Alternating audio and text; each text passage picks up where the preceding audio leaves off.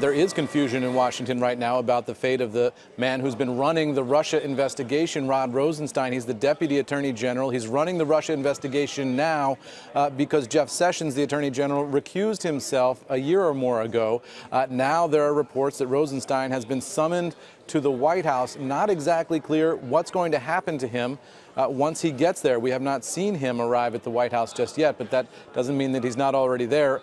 Two different storylines emerging here from different sources who are talking to NBC News. One is a source familiar with the process who's saying that Rosenstein will not offer his resignation, and if the president wants to fire him, the president is going to have to do just that. That is, Rosenstein won't resign to make it polite. He's going to wait for the president to fire him, though another source close to the president is pushing the line that Rosenstein is poised to offer his resignation. So on the one hand, you have a source saying he's not going to resign and he's going to wait to be fired if that should be the case. The other source pushing the line that he's prepared to offer a resignation. We don't know exactly which of those scenarios is playing out right now at the White House, but we do have a statement now from Andrew McCabe. He's the former deputy director of the FBI. Remember, he was fired.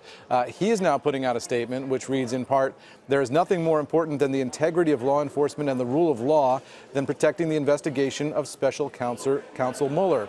If the rumors of Deputy AG Rosenstein's departure are true, I am deeply concerned that it puts that investigation at risk." Now, Carl and gang, the question here is who would take over from Rod Rosenstein? We don't know the answer to that at this point. It might be that the Solicitor General will run this. And then the other question that comes up is ultimately, does the president have the authority to fire Rosenstein with or without cause? And I'm told that the president does not need cause of any kind, that Rod Rosenstein, the Deputy Attorney General, serves at will. So the president has the authority to do that.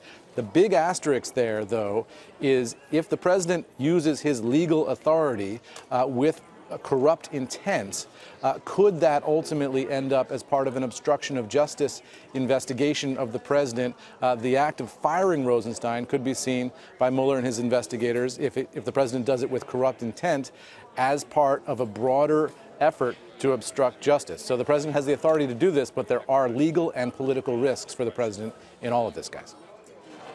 Eamon, quickly, before we keep going with this story right now, I just want to confirm something here, and that is the fact that while there's conflicting details, a lot of questions that still need to be answered, there's no reporting that Rosenstein is likely to stay on in any capacity. No, yeah, it feels like he's going. The question is, how is he going? And that's important in terms of the politics and the optics of all this. But legally, we don't know yet who's going to be running the show if he does depart. And there's no indication from anybody that he plans on staying for very long.